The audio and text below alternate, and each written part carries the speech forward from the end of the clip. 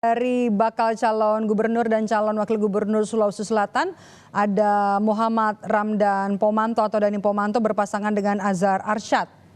Langsung dari KPU Sulawesi Selatan. Pasangan calon ini diusung oleh 3 partai politik parlemen, yakni PDI Perjuangan, P3 dan juga PKB, dan didukung juga atau diusung oleh 3 partai politik non-parlemen, yakni Partai Buruh, Partai Garuda, Partai Umat, dan juga Partai Bulan Bintang. Sementara kalau Kamis pagi tadi sudah ada calon atau paslon pertama yang sudah mendaftar ke KPU Sulawesi Selatan, yakni paslon Andi Sudirman Sulaiman berpasangan dengan Fatmawati Rusdi yang telah mendaftar ke KPU Sulawesi Selatan sekitar jam 10 pagi tadi.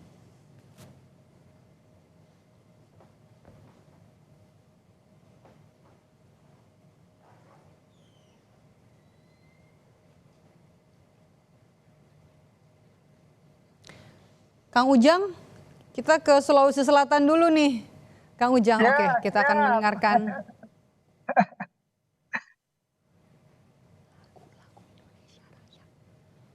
Oke, sepertinya masih prosesi mendengarkan lagu Indonesia Raya di sana. Kang Ujang, kita ngobrol dulu nih sedikit soal Pilgub Sulawesi Selatan. Ini juga cukup menarik ya. Nama Dani Pomanto juga bukan nama baru dan juga termasuk rivalnya Andi Sudirman Sulaiman ya. ya tentu tadi saya menyaksikan ya ada jagoan-jagoan yang dihadirkan di banyak daerah gitu. Dan ini menurut saya kompetisi yang sehat, yang bagus. Ketika para kandidat itu punya pengalaman, punya prestasi, punya kualitas, punya kapasitas gitu. Ya tentu persaingannya akan lebih menarik.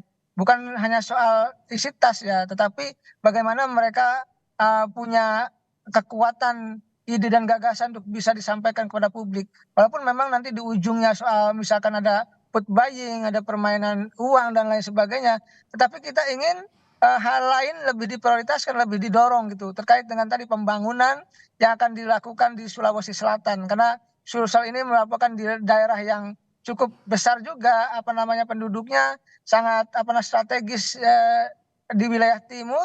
Tentu dalam konteks persaingan pilkada ini tadi mesti memilih figur yang berkualitas, yang bagus, sehingga nanti pembangunan itu bisa ditata kembali dan Sulsel menjadi katakanlah provinsi yang bisa bersaing dengan provinsi yang lain. Saya meyakini kalau kualitas pemimpin yang terpilih atau yang dipilihnya punya kapasitas, punya pengalaman, punya kemampuan, maka tadi ide gagasan ataupun perencanaan pembangunan itu ya akan berjalan. Berbeda kalau misalkan kepala daerahnya tidak mengerti apa-apa, tidak paham apa-apa gitu.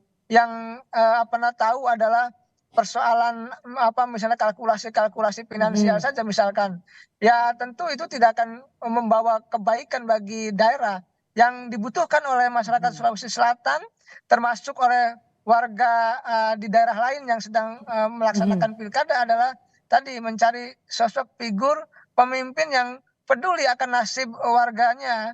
Kalau tidak ya sulit untuk bisa dibangun daerah itu.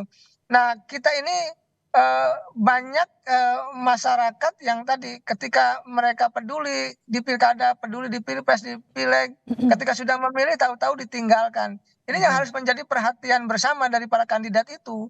Mereka kandidat-kandidat yang sudah ditawarkan oleh partai politik untuk diusung, lalu katakanlah dijual kepada publik, kepada warga Sulsel.